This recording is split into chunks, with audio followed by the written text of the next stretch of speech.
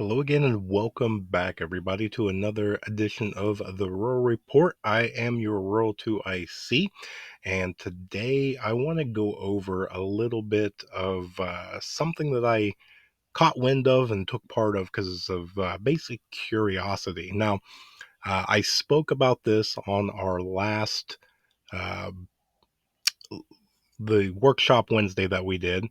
I already recorded the video, and then something happened to the file, and it was lost before I could upload it. So here I am making a 2.0 version, which you'll have to excuse me. I am suffering through a little bit of the sniffles and cold. So if I sound a little different, that is why. But I'm on the mend, I'm on the up and up. So here we go. So I caught wind, and this is probably a little over a week ago, that they were doing a kind of like a Skype version of a meeting, and it was going to be on if you are a lone wolf style or Ravenger style or whatever person or small group, that if something is to happen, things that you can do. And it really caught my attention on, okay, I want to see what other people are talking about and planning, because information's good. It gives me an idea into the insights to where I can look into it, think about it, and see if if something was to ever happen, is that a something that that tactic or that thought process might be used against me. And it was very eye opening and then borderline scary, the things that they were talking about. One of the things that they were doing was taking advantage of people's desperation by poisoning supplies. Basically, taking something that is like a hypodermic needle, something like an insulin needle or whatnot, but putting some sort of poisonous substance into things like water bottles and whatnot, making it to where you would never know that something's in there. You take advantage that somebody really, really needs drinking water. You put it out into the open, and boom, there you go. It takes care of the problem. They are in no threat danger. They kept saying that over and over through a lot of their stuff that they were talking about. That you're trying to do things beforehand with very little physical uh, effort, so that way the problem or whatever actually doesn't become a problem, and you can just kind of go on in and scoop up whatever supplies and materials and things. That's what a lot of this was about how to basically eliminate to where you didn't have to go in and physically fight or put up any sort of anything, basically taking out to where there's little to no resistance. And it was completely mind-boggling to just kind of sit there, in the off of it, and just watch these people talk and discuss things. Um, and they went over a wide variety of scenarios, putting out a lot of alcohol, and letting people get to the point that they are intoxicated. Intoxicated people have less of a reaction and different things like that. They may sleep through a lot of different things. Um, there's a whole bunch of different things that they came out with on that. Um, they did a psychological thing to where you put random things down where there's a group, so that way you can sit back at a distance and watch and see what happens, how it plays out. Because and this is kind of what took me by surprise, because there was a lot of thought that went into this. If you put out a bottle of water, some sort of food, uh, maybe a blade, a toy, just various little things. You put out six, seven, eight things or whatever, and you just put it there to where it'll be found, but you're off into the distance, and nobody can see that you're there. And you watch somebody come up. They were talking about, do they run up there? That's a telltale sign that it's desperation. If they see it and they just immediately sprint towards it, that gives them a lot of information. If they're cautious, they see it but they don't quite approach it, or maybe they're really looking around or something like that, that tells a lot. It's not you're not as desperate for the supplies. You're still conscious and really thinking things through. And and then what is it? Do they take everything? Do they take one or two things? It tells a lot on what it is. Are they taking food and water but leaving everything else? Okay, well, it tells you what their needs are and what the things that they're after. uh, it was completely concerning watching most of this. um, and the way that people were interacting and trying to problem solve, that if you do it like this, then poses a threat for later down the road, or if you do this or that. And it's one of those things that we don't like to think about things like this. We don't like to have it to where people have this thought process that they're actually wargaming this out before anything ever is to happen. Chances are we'll never be in a scenario to where any of this will even have the opportunity. But in the off chance that there is some sort of event, then there is people out there giving it thought right now in the time of peace and the time of relative safety. People are out there going, if I'm a lone wolf or I'm a ravager style type of small group or whatnot, how do I get supplies and how do I get the things that I'm going to need to survive, to where uh, the only thing standing in between me and those supplies that I need, how do I make it to where there's little to no resistance? And it's one of those that it's concerning, and it's something that I think needs to be talked about. That you know, we need to give it a thought. We need to give it attention. Do we need to focus on it? No. Do we need to fear it? Not really. No. Again, chances are, will there be some huge event that this will come into play? Don't know. Okay, right now, no. And as long as it continues to be like this, then you won't ever have to deal with it or think about it or plan for it. But in the off chance that it does, what are you going to do about it? And that's where my mind immediately went. And the first thing is don't put yourself in that situation. Don't have it to where you are desperate enough that uh, you know getting food, getting water, getting supplies makes you make a bad decision. Desperation causes us to lose focus. It causes us to do things that is very dangerous. And so that's where prepping comes in. That's where you gather your preps, gather your supplies, gather your food and water. That's where pace comes in, to have a primary, an alternate, a contingency, an emergency, to have multiple different layers. So it takes desperation out of it, because that's what a lot of this is it's giving people the different things so that provides opportunity, and it feeds off of desperation and emotion. And that's one of the big things that I'm trying to make sure gets out and get some sort of attention and some sort of focusing, is that we want to make sure that we're as level headed as possible, that we are giving things a very clear and sober mind as we go through and make various decisions, that we give it the time so we can see things from multiple angles. But it needs to be one of those too. If some event happens and you come across supplies, that brings into that whole thing. Too good to be true often is too good to be true. If it's been months or even close to a year and food's getting hard to come by and water's, very scarce and all that, and you're wandering down a path and all of a sudden there's two bottles of water, a little bit of food, and this, that, and whatever, yeah, that's probably a bad thing. Okay, I very seriously doubt that somebody's just laying out presents, something like that. When it comes to survival, probably everybody's looking for that. Nobody probably has a huge abundance that they're just randomly leaving it out for strangers that they may stumble upon it and use it. So it's one of those that you need to be careful. Now, that also leads into the morality of it.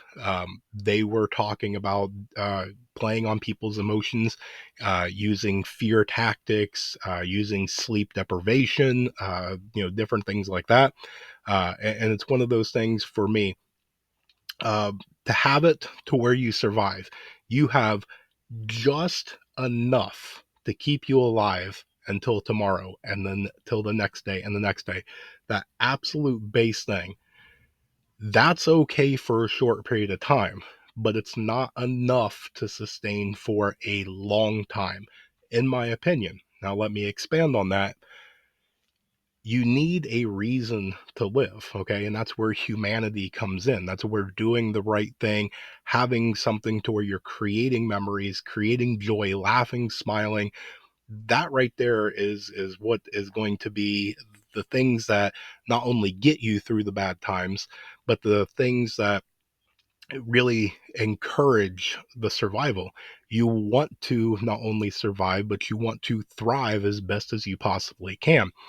And so when they were talking about using all these different fear tactics and things, they even mentioned one of the most common morality things that people have talked about, that all of a sudden there is a child, in the front of your property standing there all alone by themselves.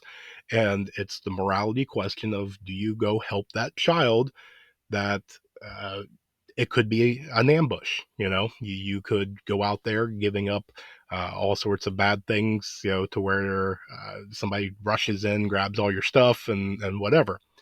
And it's probably no secret, uh, but if we ever get to that point to where it is a total apocalypse, Mad Max style life, and you wanted my supplies, that would be the way to do it, because I would rather risk an ambush and risk everything than to live the next whatever amount of life trying to go to sleep going, what if it wasn't? And I couldn't do that. So there needs to be a sense of morality. There needs to be a sense of humanity.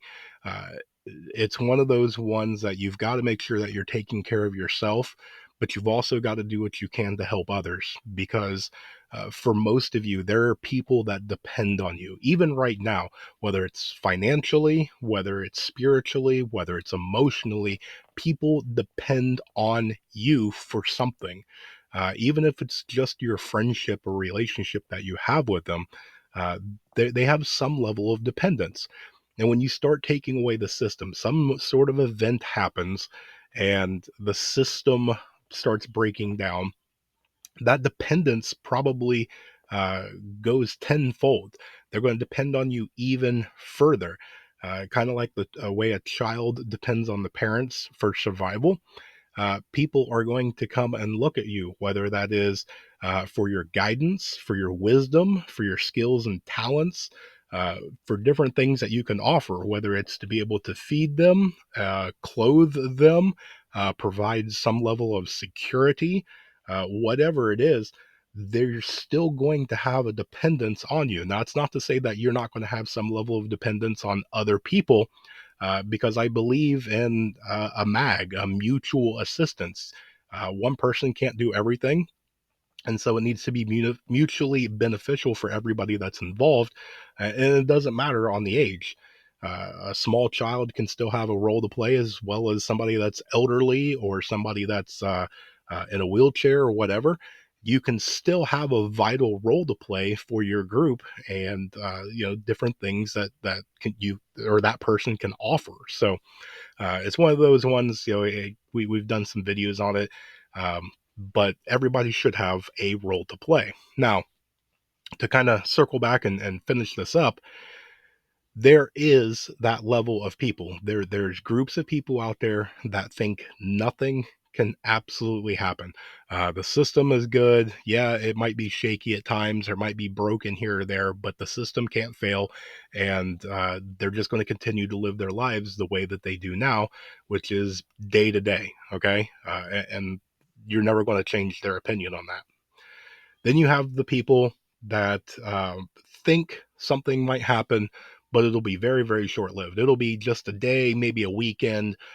Definitely anything that might be 5 to 7 days. That's a huge, huge stretch. Okay. Nothing will happen to where it'll last that long. So you only need maybe 3 to 5 days worth of supplies, and then rescue will come, right?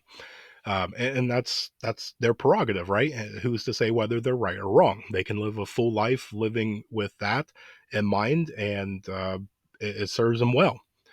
There's other people, which is probably most of you that's listening to me, is that an event can happen and it can last anywhere from an hour to years. And we do our best to try and prepare as best we can with the different skills and talents, materials, supplies, and everything in between, to where whatever that event is and however long it's going to happen, that we do our best to make it through.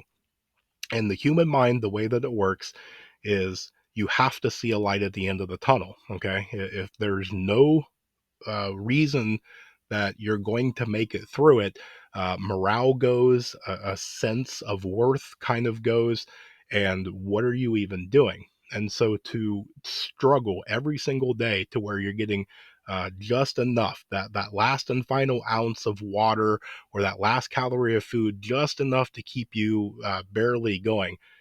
If you don't see light at the end of the tunnel, then at some point in time, most people they'll give up. What's the point? Why would I continue to keep struggling and live like this if it's never going to get better? And that's one of the big things on why I've done a couple of videos on prepping for boredom and prepping for things that you can do, whether it is for adults, teenagers, children, elderly, whoever. Uh, there's going to be downtime, and there's going to have to be a point of having something to relax, something to unwind, something to get your mind off of it, something that you can laugh, smile, create memories, whether it's singing or reading or playing some sort of a game or whatever it is. You have to have something to where you might have it that you have some sort of event happen and things get really, really bad and you struggle and you do what you can, and bad things happen all around you and this and that. um, but you finally get to a little bit of a break, maybe a couple of days of nothing really happens, that you can pull out that board game or a deck of cards, or somebody can pull out a harmonica, or uh, you know start reciting something or whatever, something to where for those few moments the weight of everything's lifted off everybody's shoulders, that nothing matters at that point, that a smile can stretch across somebody's face. That needs to happen, and that needs to be in your preparedness plan. um, Otherwise that light at the end of the tunnel will fade, and yeah, you start making poor decisions, and uh, the mind just gives up, and that leads to very bad things. I don't have to probably reiterate that one. So but I just wanted to get this out here, and kind of talk about some of the things that I witnessed and whatnot. Um, we need to at least give it some thought. Okay, there's people out there that have bad intentions, and they're going to act on those bad intentions. There's people out there that's planting on, if something was to happen, this is their game plan. Okay, we have our game plan on, if X, Y, and Z happens, we circle the wagons and start doing this and that. Well, they have their game plans too, and you know when you start getting organization and communication, and start getting logistics planned out, it's a lot tougher than a rogue person here or there. So, but that's what I've got for you guys today. I hope you guys have something that you got out of this. Maybe give it a little bit of thought. Maybe it means nothing to you, and you can just laugh it off and shrug it off and whatnot, which is completely fine. So, but with that, I hope you guys have an amazing day. I hope you have a blessed day. Stay tuned because there's more information to come. And with that, remain united because we're all prepping in this together.